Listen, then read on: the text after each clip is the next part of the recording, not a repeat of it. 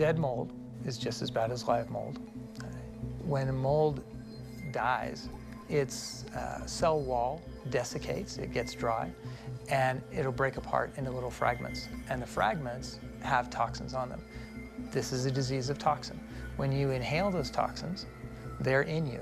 If you don't recognize them as being foreign, you have a difficult time getting them out of your body. Here's a house that was overrun by mold after Hurricane Sandy. It's an extraordinary example of how toxic mold can grow in your home.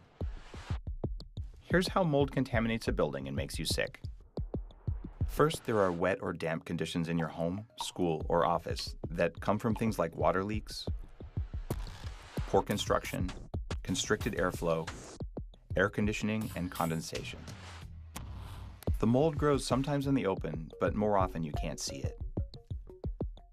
Spores from the mold and their toxins are released into the air.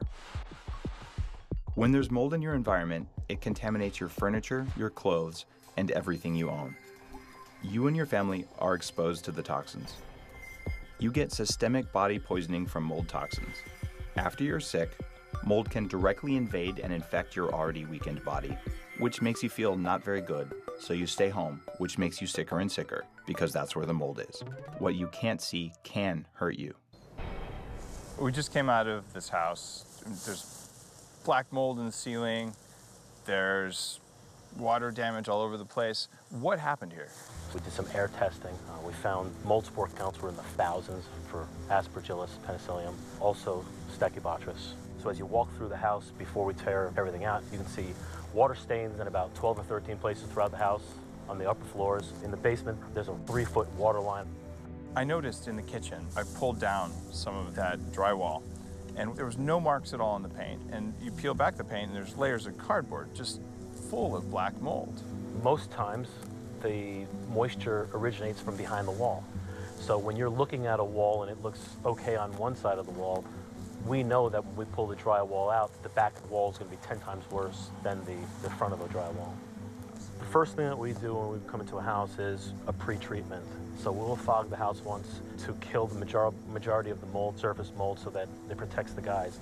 The next thing we're going to do is we're going to take out all the carpets. We'll take the carpets out first because the carpets are the most porous materials in the house that are going to hold the most non-visible mold.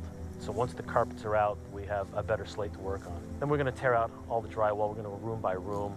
Once all of the drywall is out, all of the insulation is out, then we'll determine whether or not subfloors have to come out. In this particular case, you saw us ripping up the hardwood floors. After everything's out, all the nails are pulled, all the screws are pulled, all the insulation is gone.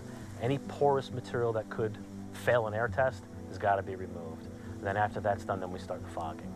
Mold is a living organism. As soon as the fog hits the mold, it foams up. So we know to scrub that area, fog it again, scrub it, fog it again.